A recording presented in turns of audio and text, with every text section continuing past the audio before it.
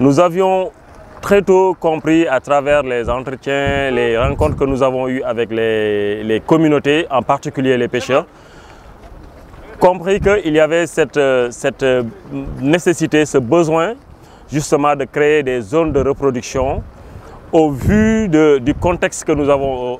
au niveau de Saint-Louis, de créer une zone de reproduction pour les ressources halieutiques. Et donc nous avions pensé dans un premier temps faire une étape test d'immersion de récifs.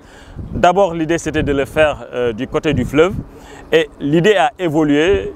au point que nous avions décidé, en tout cas l'ONG qui travaille avec les communautés, avait décidé en rapport avec les services techniques qui sont au niveau de la région, donc ont décidé de faire cette immersion-là du côté de la mer. Et donc après nous avons voulu en tout cas respecter toutes les conditions, toutes les normes de sécurité pour réaliser cette activité-là. Et aujourd'hui, c'est un plaisir en tout cas de voir la dynamique que cette activité est en train d'entraîner en termes de collaboration, en termes d'engagement, d'implication, aussi bien des communautés, des services techniques que de l'ONG qui est en train de réaliser cette activité-là. Ces récifs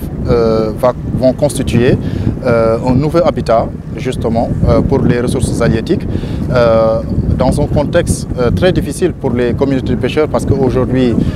c'est des communautés qui sont fortement menacées par les changements climatiques qui ont aujourd'hui bouleversé les écosystèmes fluvio-maritimes, ce qui fait qu'aujourd'hui la ressource halieutique se raréfie de plus en plus et cela justement renforce l'indigence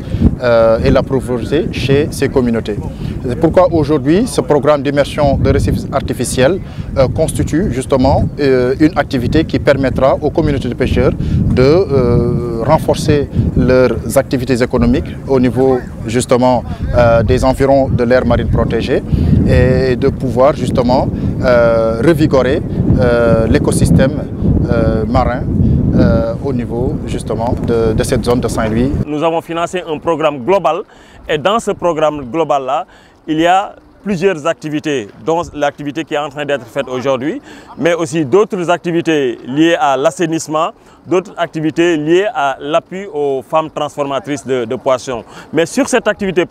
principalement, 400 récifs artificiels vont être immergés, ce qui va permettre justement immerger au sein de l'AMP parce qu'il y a aussi cette nécessité-là de surveiller la zone de sorte à ce que ce ne soit pas pillé. Et ça, nous le ferons aussi en rapport avec les communautés, en rapport avec les responsables de l'AMP, de sorte à avoir l'engagement de tout le monde et pousser tous dans la même dynamique. Il faut rappeler qu'il s'agit justement d'une activité pilote qui nous a permis d'immerger 410 blocs de récifs artificiels. C'est des blocs en béton armé